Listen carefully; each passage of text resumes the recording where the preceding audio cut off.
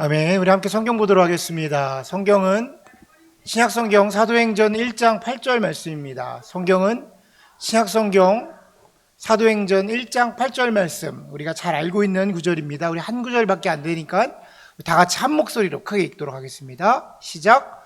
오직 성령이 너희에게 임하시면 너희가 권능을 받고 예루살렘과 온 유다와 사마리아와 땅끝까지 이르러 내 증인이 되리라 하시니라. 아멘. 아멘. 자, 오늘 저와 여러분이 나눌 말씀의 제목은 교회의 시작, 성령의 시대라는 제목으로 말씀 나누도록 하겠습니다. 이제 선교가 이제 일주일밖에 남지 않았습니다. 이제 한 일주일 후에 월요일 날 우리가 떠나게 되는데, 자, 오늘 이제 우리 맨하탄 선교교회는 파송 예배를 드려서 오전에 함께 예배를 드리고 왔습니다. 우리가 이번에 이게 선교 티셔츠거든요. 베러 투게더라고 써있는데 옷이 그렇게 이쁘지 않지만 모델이 괜찮아서 잘 소화를 하는 것 같습니다. 옷 이쁘죠? 예, 여러분 이거 혹시 구입을 원하시는 분들은 50불에 하나씩 드리도록 하겠습니다. 그래요. 베러 투게더라고 해서 우리가 여러 가지 교회가 하나로 합쳐지고 사람이 합쳐지고 믿음이 합쳐져서 더 큰 하나님의 일들을 그 땅 가운데에 이루어 나갈 수 있는 일들이 이루어지기를 간절히 소원합니다. 우리 선교팀들이 그 전부터 준비를 했지만 교육은 한 5주 전, 6주 전부터 이제 준비를 했습니다. 맨하탄 선교교회와 함께 이제 선교 준비 훈련을 받아가는데, 이번 선교는 뭔가 조금 우리에게 낯섦이 있었습니다. 좀 낯설게 느껴지는 부분이 있었어요. 제가 선교를 굉장히 많이 한 그런 건 아니지만, 그래도 목회자로서 여기저기 선교를 준비하면서 선교를 할 때 보통 선교 훈련의 중심은 기도와 예배 중심이었습니다. 지금 저희가 그런 걸 하지 않는 건 아닌데, 이번에 저희가 이제 선교팀을 준비할 때 선교 훈련으로 리처드 포스터라는 신학 교수의 책, 영적 훈련과 성장이라는 책을 통해서 함께 묵상하고 또 그 안에서 쉐어하고 이렇게 하면서 우리가 이어가고 있거든요. 그래서 처음에는 이 책으로 아무래도 이제 선교 훈련을 하니까 뭔가 정적으로 느껴지는 거예요. 좀 이렇게 뭐라고 표현할까요? 너무 조용한 것 같고. 그래서 제 마음 가운데에 그런 생각했습니다. 이게 뭔가 부족한 것 같다. 뭔가 부흥회라도 해서 기도도 하고 찬양도 하고 해서 나를 좀 끌어올려야 되지 않나? 이런 생각이 들기도 했습니다.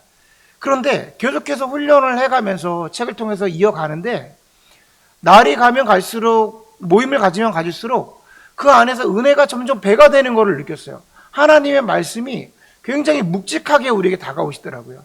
리처드 포스터라는 이 작가가, 이제 이 신학 교수가 글을 쓴 게 굉장히 많이 있는데 굉장히 유명한 교수님이거든요. 근데 사실 책이 그렇게 친절하지가 않아요. 그러니까 뭔가 딱딱하고 무게가 있습니다. 그래서 여러 번 읽어야 우리에게 좀 임팩트가 있는데, 이번에는 계속해서 읽어나가면서 우리 가운데에 하나님이 원하시는 모습, 선교의 방향, 이런 것들이 선명하게 다가오는 것을 제가 좀 경험을 했습니다. 그래서 오늘은 지난주에 우리가 선교팀이 함께 나눴던 주제 중에 하나인데, 인도하심을 받는 훈련이라는 주제를 했었는데, 그 말씀을 좀 요약해서 제가 여러분과 함께 한번 나눠야겠다라는 생각을 했습니다. 오늘 제가 이 말씀을 나눌 때 우리가 선교를 가는 사람만 은혜를 받는 게 아니라 선교를 보내고 함께 기도하고 우리 교회 자체가 한 마음으로 선교지를 향해 기도할 때에 그 선교팀이나 우리 교회나 그 또한 그 역사, 그 자리에서 행하실 놀라운 일들이 동일한 은혜로 우리 가운데 있기를 간절히 소원합니다. 아멘. 자, 오늘 본문, 우리가 읽은 오늘 본문은 사도행전 1장 8절은 사실 굉장히 유명한 구절입니다. 예수님께서 부활하셔서 제자들과 함께 한 40일 동안 이 땅에 계시다가 이제 승천을 하시기 위해서 준비할 때 그 사랑하는 제자들을 두고 그들에게 유언과 같이 예언하시는 말씀이에요. 오직 성령이 너희에게 임하시면 너희가 권능을 받고 예루살렘과 온 유다와 사마리아와 땅끝까지 나아가 나의 증인이 되리라 라고 말씀을 하십니다. 아직 이루어진 일이 아니기 때문에 분명히 예언이었어요. 그러나 주님의 말씀은 그 모든 것들이 완전히 이루어지게 됩니다. 사실 이 말씀 자체가 사도행전의 시작이고 곧 끝입니다. 말씀하신 것처럼 사도행전은 이게 답니다. 그들에게 그 약속하신 성령이 임했고 그들에게 그 권능을 받았고 그들이 그 권능을 감추지 못하고 세상에 나아가 선포함으로 예수 그리스도의 복음을 전하는 증인이 되었습니다. 자, 흔히 사도행전을 가리켜서 아직 끝나지 않은 성경이라고 표현합니다. 이 말이 무슨 뜻이냐면 사도행전은 아직 끝나지가 않았다라는 거예요. 사도행전을 보면 28장으로 되어 있거든요. 그런데 앞으로도 29장, 30장, 31장이 계속 이어진다라는 거예요. 왜냐하면 사도행전 자체가 나의 증인이 되리라라고 말씀하셨기 때문에 그 예수 그리스도의 복음을 들은 그 증인들이 바로 저와 여러분입니다. 저와 여러분이 살아가는 내용이 곧 사도행전의 내용들이 된다라는 거예요. 성경은 28장으로 끝났는지 모르지만 사도행전의 스토리는 계속해서 이어져 가고 있는 겁니다. 그러니까 그만큼 오늘의 본문은 중요하다라는 거예요.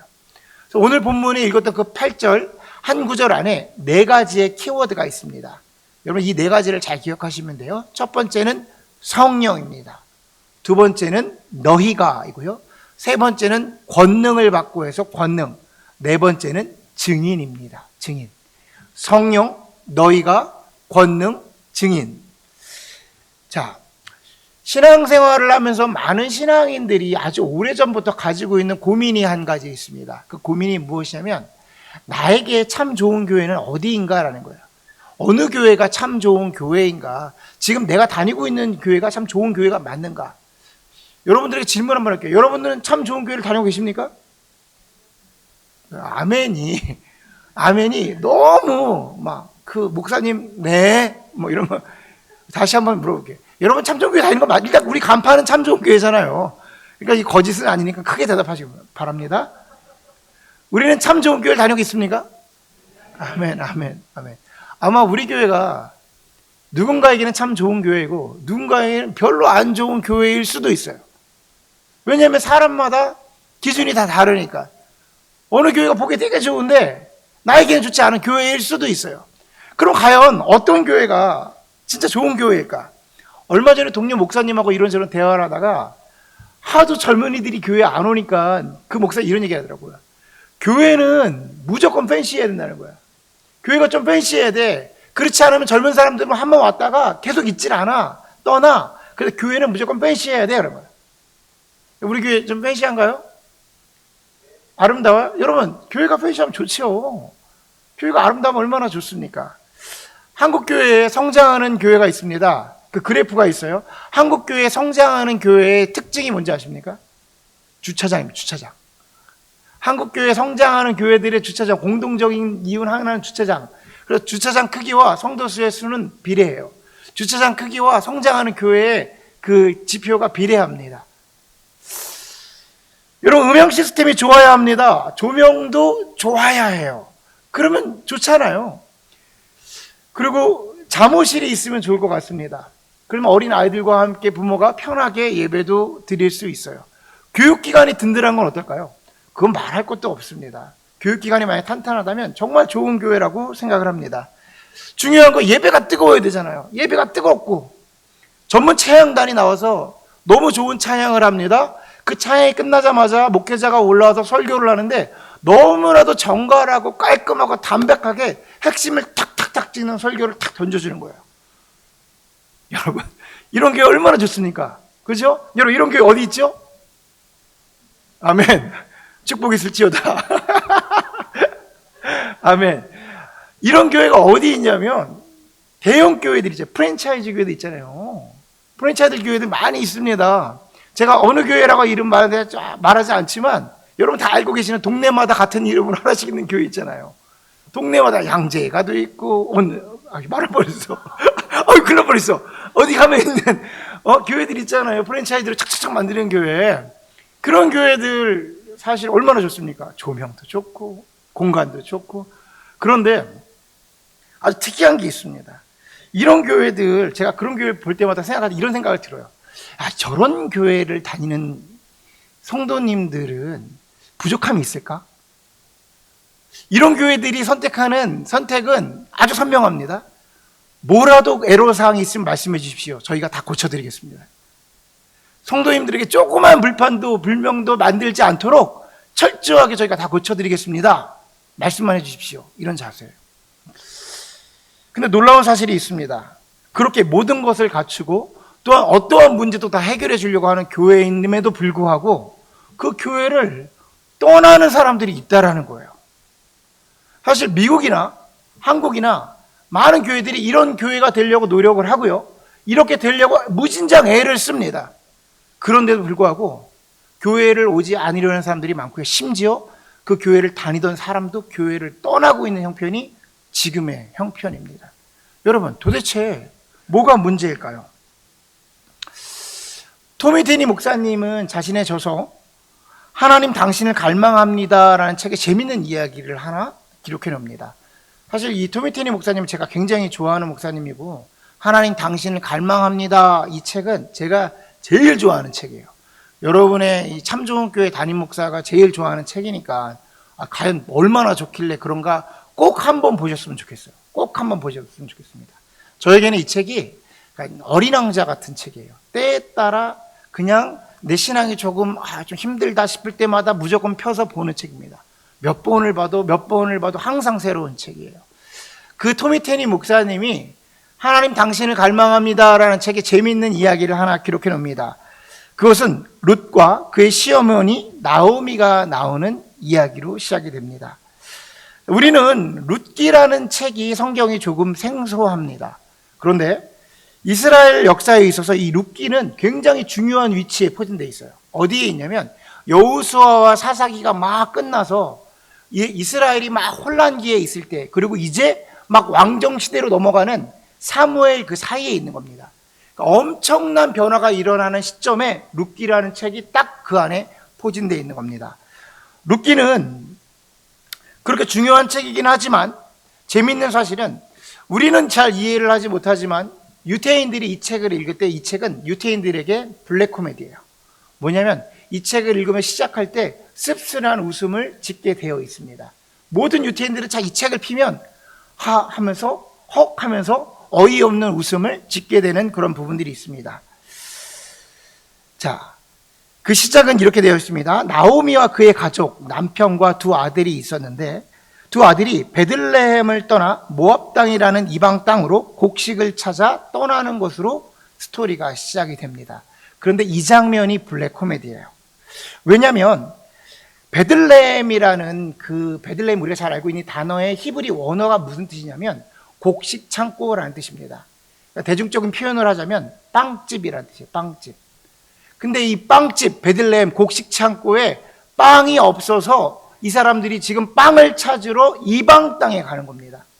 너무 웃긴 거죠. 곡식 창고야. 베들레헴이 빵집이야. 근데 빵집에 빵이 없어서 빵을 찾겠다고 지금 모압 땅에 갑니다. 근데 웃긴 거는 그게 이방 땅 모압이라는 말이에요. 유태인들은 이방 땅에 살지 않습니다. 구약 성경의 개념으로 더더욱 그래요. 왜냐하면 자신들이 하나님이 선택한 선민들이고 구원받은 민족이기 때문에 이방 땅의 사람들하고 함께 살지 않아요. 그들을 개로 여겼단 말이에요. 근데 그들이 자신의 곡식을 얻겠다고 모압 땅에 간 겁니다. 자, 그 땅에 들어갑니다. 그래서 그곳에서 한참을 살아요. 곡식도 얻고 재산도 늘리고 집도 사고 아들들은 다 결혼도 합니다. 그런데 이상하죠? 그 땅에서 남편이 죽고 두 아들마저 죽습니다. 그래서 이제 남겨진 게 누구냐면 나오미랑 두 며느리, 이방 땅에서 만난 이방 며느리 둘밖에 없는 거예요. 과부 셋이 남겨져 있는 겁니다. 그러니까 지금 처참한 상황이 벌어진 거예요. 구약의 개념으로 과부가 된다는 것은 생계를 유지할 수 없는 상태가 되어버린 겁니다. 그때 나오미 귀에 한 소식이 들려와요. 그래서 나오미가 이렇게 말을 합니다. 내가 소식을 들으니까 나의 고향이었던 베들레헴에 하나님께서 축복을 해줘서 곡식이 넘치게 하셨대. 그래서 나는 이제 그 땅을 갈 거야. 너희들은 이방 여인들이니 너희 편한 대로 각자의 집으로 돌아가라 라고 얘기를 하는 겁니다. 그때 룻이 이렇게 말합니다. 나는 나의 어머니와 어머니의 하나님을 쫓아 그 땅을 따라가겠습니다 라고 고백을 하는 거예요. 이게 룻기의 시작입니다. 이 안에 놀라운 신앙의 원리가 하나 숨어 있습니다. 무엇이냐면 사람은 영의 양식을 찾아 떠난다라는 거예요. 어떤 사람이든지 다 영의 양식을 찾아서 떠난다라는 겁니다. 이 땅에 영의 안식을 줄 수 있는 영의 안식처가 어딜까요? 이 땅에 하나님의 영의 양식을 주는 빵집이 어딜까요? 바로 교회입니다. 교회. 룻기서로 말하자면 여기가 베들레헴인 거예요. 여기가 빵집인 겁니다. 그런데 그 빵집에 빵이 없으니까 그러면 어떻게 하냐면 그 빵을 찾아서 떠나게 된다라는 거예요. 생각해 보십시오. 우리가 파리바게트에 간 거야. 파리바게트 집에 딱 들어갔는데 들어가니까 너무 팬시한 거예요. 들어가자마자 너무 아름다워. 아, 파리바게트 정말 아름답네. 그리고 주차장도 넓어가지고 주차할 공간이 너무 많습니다. 한쪽에 들어갔더니 아이들하고 신나게 떠들면서 같이 빵을 먹으며 즐길 수 있는 키드존도 있는 거예요. 들어가자마자 좋은 음향이 들려옵니다. 모든 것이 따사로운 조명도 아름다운 거예요. 중요한 건 그 자리에 가서 와 정말로 마음에 든다 그러는데 이제 빵을 먹으려고 장식장에 딱 갔더니 빵이 없는 거예요. 파리바게트에 빵이 없는 겁니다. 그럼 여러분 어떻게 하겠어요? 아무리 주변에 찾아봐도 빵에 있었던 흔적은 있는 것 같은데, 빵의 냄새는 나는 것 같은데, 빵 부스러기는 조금 있는 것 같은데 정작 빵이 없는 거예요. 그곳이 아무리 팬시하고 주차장이 넓고 따뜻하고 에어컨이 있고 뭐 해도 빵집에 빵이 없으면 여러분들은 어떻게 합니까? 모두가 떠납니다. 어디로? 빵이 있는 빵의 곳까지. 여러분 지금 이 시대의 교회가 빵이 없는 파리바게트라는 거예요. 이 시대의 교회가 빵이 없는 파리바게트라는 겁니다. 그러니 무슨 일이 벌어집니까? 사람들이 베들레헴에서 모압으로 떠나는 겁니다. 이게 무슨 뜻이냐면 교회를 떠나서 어디를 가냐면 이 젊은이들이 무당에게 갑니다. 점을 보러 가고요. 서울이나 각 도시마다, 한국을 말하고 뭐 미국도 마찬가지인데 도심지에 교회보다 타로점을 보는 타로점집이 훨씬 더 많습니다. 이게 뭐 젊은 애들이 그런가 보다. 그렇지 않아요, 여러분.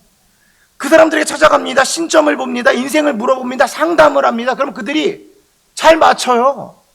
나름대로 능력이 있습니다. 그러니까 한 나라의 대통령 후보라는 사람들이 전 국민이 바라보고 있는 TV쇼에서, TV 후보에서 왕자라고 손에 부적 같은 걸 쓰고 나오는 거예요. 여러분 그 사람이 이상한 사람입니까? 그렇지 않아요. 왜냐하면 우리나라 제일 좋은 대학교를 나왔고 검찰총장까지 하고 우리 대통령이었었습니다. 제가 말하는 건 그 사람이 이상한 사람이라는 얘기를 하는 게 아니라 수많은 사람들이 빵집에 빵이 없으니까 어디를 가냐면 나름대로의 영의 양식을 찾아서 떠나는 거예요. 무당을 만나고 구슬을 하고 나름대로 점을 치고 지금 그쪽에서 계속해서 그런 일들이 인터넷이랑 전화로 넘쳐나는 겁니다. 왜 그러냐? 빵집에 빵이 없어서 그래요. 여러분 교회 안에 있어야 할 영의 양식이 무엇인가요? 교회 안에 진정으로 있어야 할 영의 양식이 무엇인가요?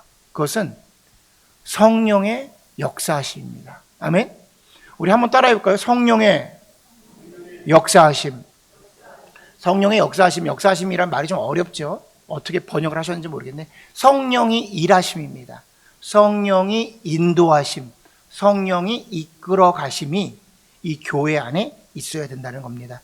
오늘 본문은 이렇게 말합니다. 오직 성령이 너희에게 임하시면, 예수님이 유언처럼 말씀하시는데 그 말씀이 뭐냐? 오직 성령이라는 거예요. 그 앞에 오직 성령이라는 거예요. 다른 방법이 없어. 다른 수단이 없어. 오직 성령으로 되는 거야 라고 말씀하시면서 예수님은 떠난 거예요.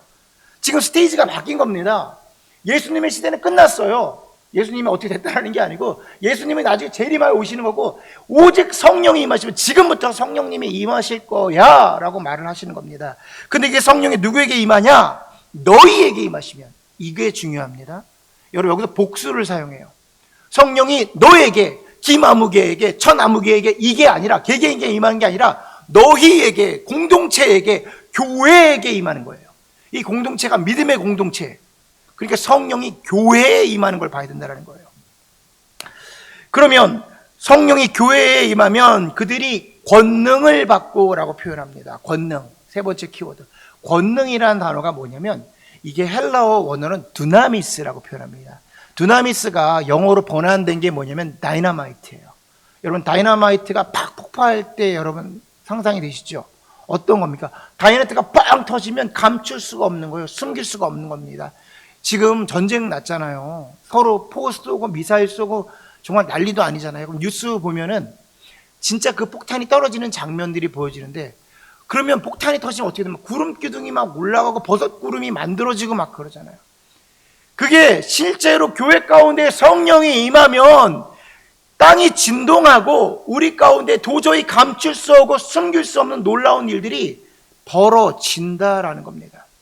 그 누구도 감출 수 없고 그 누구도 숨길 수가 없는 거예요. 성령이 우리 교회 가운데 임하면 이 자리에 계신 분들이 다 성령이 임했구나를 정확하게 깨닫는 겁니다.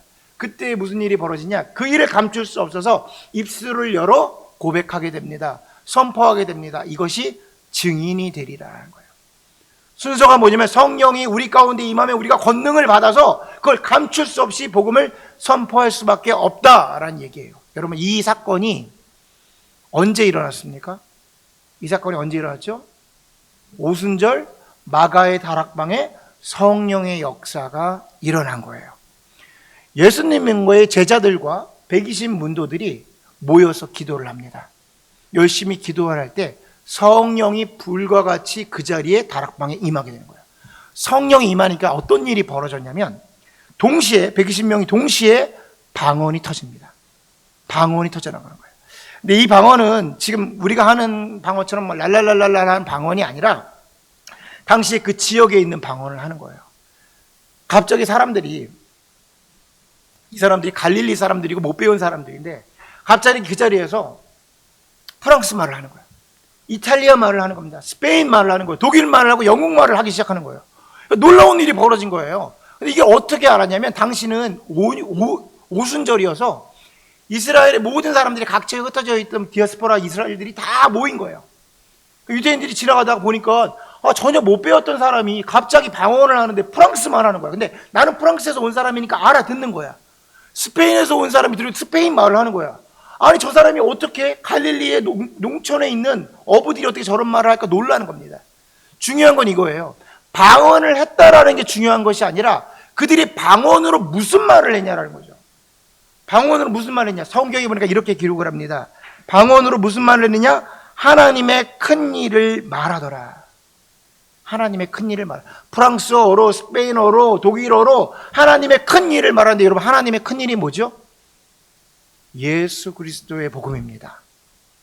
우리를 너무나도 사랑하셔서 독생자 예수 그리스도를 우리에게 보내주시고 십자가에 못 박혀 돌아가게 하심으로 그 핏값으로 우리를 하나님의 자녀로 묻어서 그 예수 그리스도를 믿는 모든 이들에게 다시는 멸망치 않고 구원을 얻게 하려 하심이라를 프랑스어로, 독일어로, 각각 세 개의 언어로 방언이 터져 나간 거예요. 여러분, 이 놀라운 일을 경험하니까 숨길 수가 없는 거예요. 감출 수가 없는 겁니다. 그래서 그 자리에서 베드로가 일어나서 그 성령의 감동으로 설교를 합니다. 선포를 하는 거예요. 증인이 되니까 선포를 막 하는 겁니다. 그랬더니 무슨 일이 벌어지죠? 형제들이 이렇게 말합니다. 거기 듣고 있던 사람들이, 형제요, 그럼 우리가 어찌해야 합니까? 형제요, 우리가 도대체 어떻게 해야 됩니까? 베드로 형제님, 우리가 그럼 무엇을 해야 됩니까? 구원을 얻기 무엇을 해야 됩니까? 그때 베드로가 복음을 선포했을 때 구원받은 숫자가 3,000명이 되더라라고 기록을 합니다. 여러분, 이것이 교회의 시작이었어요. 이게 교회의 시작입니다. 그리고 그게 교회의 전부입니다. 그러니 우리에게 무엇이 있어야 됩니까? 이 교회 가운데 저와 여러분에게 무엇이 있어야 돼요? 성령 하나님이 있어요. 성령 하나님이. 많은 사람들이 이런 표현을 합니다. 성령 하나님은 여기 저기 다 계시죠. 여기도 계시고 거기도 계시고 저 교회에도 계시고 이 교회에도 계시고. 성령 하나님이 이 교회도 계시고 저 교회에도 계십니까? 여러분? 성령 하나님은 다 계시죠. 맞아요. 성령 하나님 편재하십니다. 무소부재하셔서 어디나 성령 하나님은 계세요. 그런데 성령의 편재와 성령의 임재는 다른 얘기예요. 성령이 어디나 있는 거와 성령이 임재하신다는 것은 이 시간 가운데 우리 예배 가운데 성령 하나님이 기름 부으심이 있어서 우리 가운데 성령을 퍼부어 주셔서 그 성령 하나님으로 예수 그리스도를 우리가 느끼고 경험하는 겁니다. 그래서 감출 수가 없는 거예요.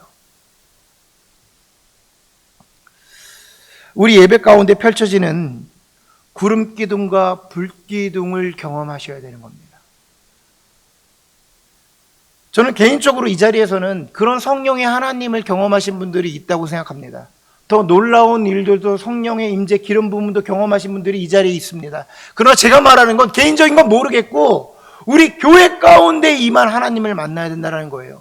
분명 성령이 너희에게 임하시면은요, 그것은 교회를 향해서 말씀하신 거예요. 교회가 간직하고 있어. 우리 교회 가운데, 우리 예배 안에서 우리가 예배를 드릴 때에 구름 기둥과 불 기둥이 역사하는 그 성령의 역사, 그 다윗의 장막에 있었던 그 셰카나의 영광이 이 공간을 채우는 겁니다. 우리가 예배하러 와서 아는 멜로디의 찬양을 부르고 내 즐거움의 얘기를 듣고 조명이 좋으면 좋고 스피커가 좋으면 좋고 여러 가지 오케이, 그런 거 다 필요한데 다 부수적인 거라는 거예요. 그런 것이 다 거두어져도 성령 하나님이 그 자리에 있으면 그것이 곧 교회라는 겁니다. 자, 오늘 맨하탄 선교교회를 갔었잖아요. 맨하탄 선교교회를 갔었잖아요. 맨하탄 선교교회가 브로드웨이 건물 안에 극장 위에 있더라고요, 실제로. 갔더니 저는 그런 경험이 처음이어서 그냥 막 한쪽에는 거울이 쫙 붙어 있어요. 어떤 건가 봤더니 많은 스튜디오들이 있는데, 그러니까 오디션, 그러니까 뮤지컬 배우들이 오디션을 보는 사무실 같은 데더라고요. 공간이 그렇게 크지 않아요. 들어가니까 그냥 휑합니다.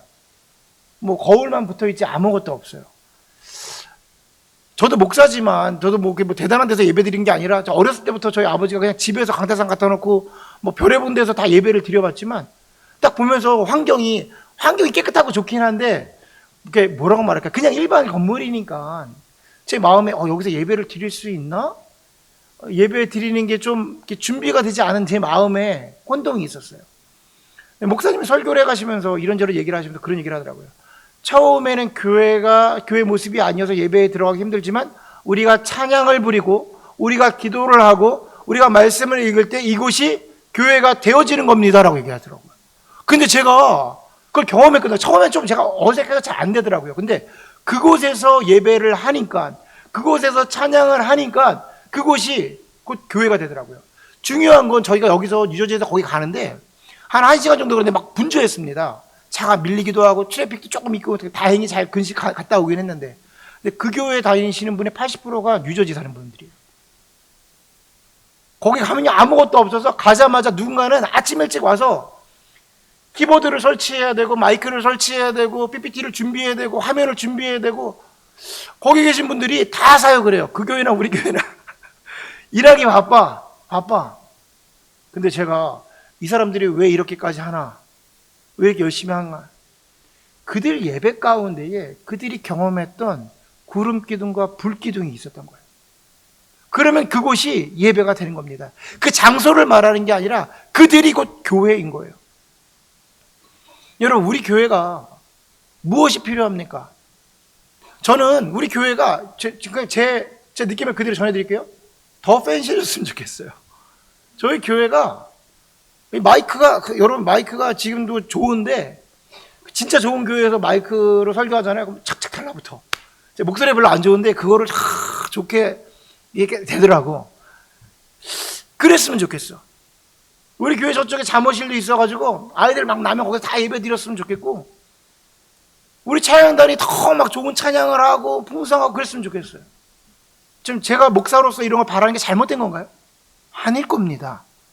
그런데 우리 예배 가운데 임한 성령의 구름기둥과 불기둥을 본 후에, 우리를 하나로 묶으신 성령의 띠로 묶여짐을 경험한 후에, 지금 이 순간도 우리를 인도하고 있는 성령 하나님을 경험한 후에 우리가 도저히 감출 수 없어서 이 복음을 선포하겠어라고 해서 더 확장의 영역으로 뭔가를 했으면 좋겠는 거예요. 이 교회가 교회되게 하는 것은 바로 성령의 역사를 경험해야지만 가능한 거라는 겁니다. 여러분, 우리 자녀들을 한번 생각해 보십시오. 우리 자녀들이 21세기 최고 문명의 정점을 살아가고 있는 이 미국 땅에서 살아가는데, 이 미국 땅에서 예수님을 어떻게 믿을 수 있죠? 그냥 교회 다니니까 알아서 하겠지라고 생각하지 마시고 우리 한번 객관적으로 한번 생각해 봅시다. 우리 자녀들이 어떻게 예수를 믿을 수 있죠? IT 정보가 풍부하고 AI가 말을 해주고 모든 질문에 대답을 해주고 있는 이 시대를 살아가는 아이들에게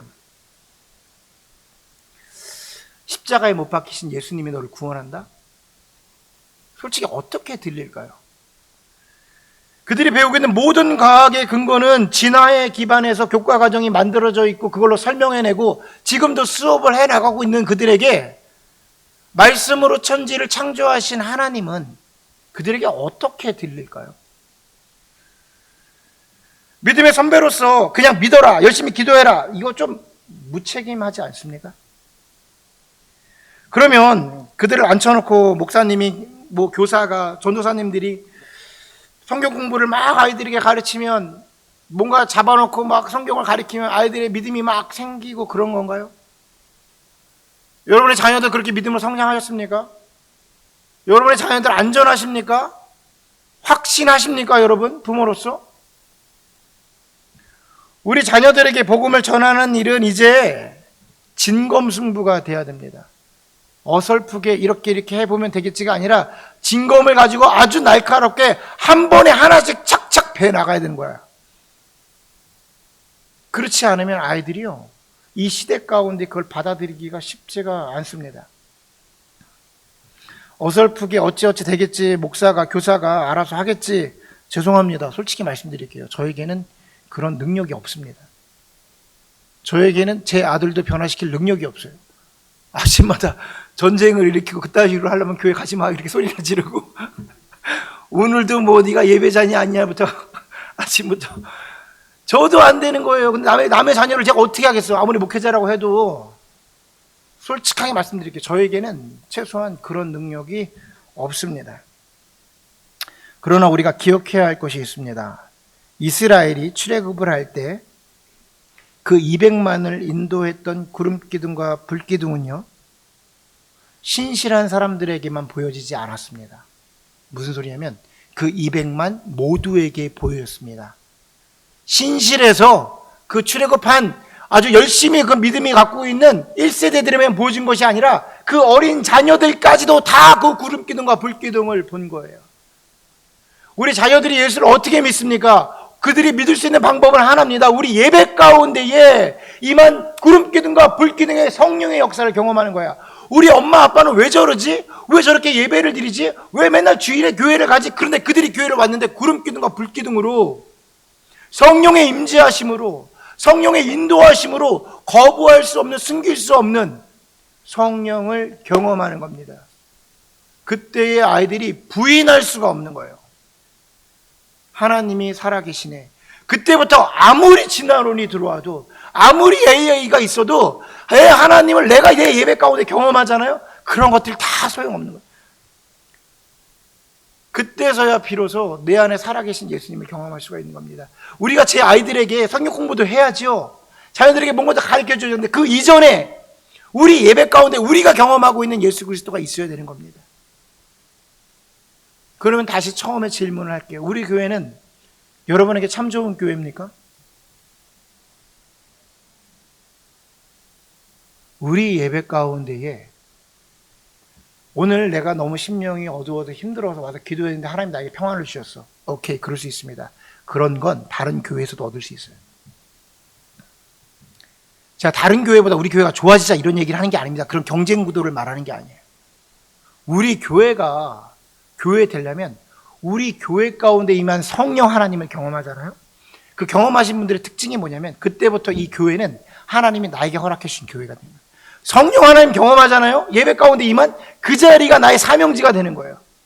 제가 다른 교회들을 이렇게 좀 건강을 위해서 말씀하시니까 오해는 없었으면 좋겠습니다. 지금 교회들이 있잖아요. 교회들을 이 교회 갔다가 이 교회가 마음에 안 들면 저 교회 갑니다. 저 교회 갔다가 마음에 안 들면 저 교회 갑니다. 솔직히 말씀드릴까요? 성령 한번 경험해 보시죠. 그 교회 떠날 수가, 겁나서 떠날 수가 없어요. 진짜로 교회를 어떻게 옮깁니까? 믿음의 선배님들이, 예전에 우리 믿음의 선배님들이 교회에서 성령을 체험하고 은혜를 체험하잖아요. 그러면 이사를 가셔도, 그 멀리 이사를 가셔도 교회를 바꾸시지 않아요. 왜냐하면 그곳에서 은혜를 만났는데. 야곱이요, 베델에서 은혜를 체험합니다. 그리고 다시 베델로 돌아갑니다. 왜냐하면 그곳에서 은혜를 경험했으니까. 어찌 교회를 바꿉니까? 제가 말하는 건 사람과 사람을 본다고요? 목회자의 관계를 본다고요? 그러면 불화투성이죠. 우리가 뭐 대단한 사람들이라고 그것 때문에 교회를 바꿔요? 하나님은, 제가 말하는 건 이거예요. 우리 교회 못 떠나게 하려고 이런 얘기하는 게 아니라 정말 무섭다 설교가. 그런 게 아니라 우리 안에서 성령님을 경험해야지. 그 진짜를 경험해야지. 성경에서 성령 하나님이 임하게 되는 원리는 정확하게 이렇게 기록을 합니다. 예수님이 친히 입술을 열어 기록하십니다. 예루살렘을 떠나지 말고 성령이 너에게 임할 때까지 기도해라. 아멘? 자, 성도님들께 구하는 건 이겁니다. 나에게를 좀 지우시고 이제 교회에 나오셔서, 이 성전에 나오셔서 성령 하나님, 우리 교회 가운데에 임하여 주십시오. 우리 공동체에 임하여 주십시오. 이 교회가 우리에게 참 좋은 교회 되게 함은 이 안에 성령의 역사하심으로 성령 하나님이 우리를 인도해 가십시오. 우리 예배 가운데 이 구름기둥과 불기둥이 성령 하나님의 임재가 있으면 우리 자녀들이 감출 수가 없고요. 우리가 감출 수가 없고요. 우리가 가는 곳곳마다 예수 그리스도의 증인이 되는 것입니다. 여러분, 우리가 구할 것은 성령이에요. 지금 이 시대는 예수님은 승천하여 가셨고 이때부터 바로 오늘 우리가 읽은 사도행전의 이때부터 성령의 시대입니다. 성령 하나님의 시대인 거예요. 그럼 우리가 기도해야 하는 대상은 성령 하나님이에요. 얼마 전에 제 친구와 함께 이런저런 대화를 하다가 그런 얘기를 한 적이 있어요. 당신은 하나님이 가까워요? 예수님이 가까워요? 자, 이런 질문 한번 드려볼게요, 여러분. 여러분들은 하나님이 좀 친근하십니까? 예수님이 친근하십니까? 말이 좀 그렇죠? 누구한테 기도하세요? 예수님 이렇게 기도하세요? 하나님 아버지 이렇게 기도하세요. 그리고 기도할 때 떠오르는 어떤 존재가, 그 대상이 하나님이세요? 아니면 예수님이세요? 뭐 대답 안 하셔도 누군가 있으실 거라고 생각해요. 각자의 특징이 있을 거라고 생각합니다. 그러면서 그 안에서 신앙의 모습들이 좀 나오긴 해요. 뭐 참고로 제 얘기를 하자면 저는 하나님에게 기도를 하는 것 같습니다. 하나님은 좀 포근하게 저를 다 알고 계신 것 같아서 저희 케이스예요. 근데 예수님은 좀 무섭잖아요. 예수님은 이렇게 빈틈이 없으시잖아요. 하나 혼날 것 같아. 이 하나님은 다 나를 알고 계셔서 그런 느낌이 저는 개인적으로 있어요. 자, 이렇게 말하는 건 뭐냐면 우리가 하나님에게도 기도해도 되고 예수님에게도 기도해도 됩니다. 그런데 제가 이렇게 표현할게요. 여러분들이 얼마 안 해보신 성령 하나님에게 기도를 해보시라는 거예요. 지금 이 순간 이 공간에 바로 저기 계신 하나님, 지금 이 순간 우리와 함께 계신 성령 하나님에게 기도를 하셔야 돼요. 여러분 기도의 자리에 오셔서 성령 하나님에게 기도를 하십시오. 뭐가 맞닥뜨리다를 말하는 게 아니에요. 여러분 아마 잘 안 해보셨을 거예요. 지금이 성령의 시대이기 때문에 오직 성령이 너에게 임할 거라고 예수님이 약속하시고 언약하셨기 때문에 우리 기도의 자리에서 성령 하나님, 이 시간 이 메마른 나의 심령에 오셔서 성령의 피로 적셔주시고 단비로 채워주시고 때론 불로 지펴주시고 성령의 불로 나를 도맑게 해주셔서 내 안에 온전치 않은 것이 있다면 제해 주시고 옳은 길로 인도하신다면 나를 인도하시는 성령의 역사를 허락하여 주시옵소서. 고백할 때에 그 성령 하나님이 우리 삶 가운데 더욱더 구체적으로 나타나시고 우리 교회 가운데 더욱더 강하게 임재하실 것을 소원하며 우리가 더욱더 그렇게 성령 하나님을 구하시는 저와 여러분 되기를 간절히 소원합니다. 아멘, 아멘. 우리 이 시간 함께 찬양하면서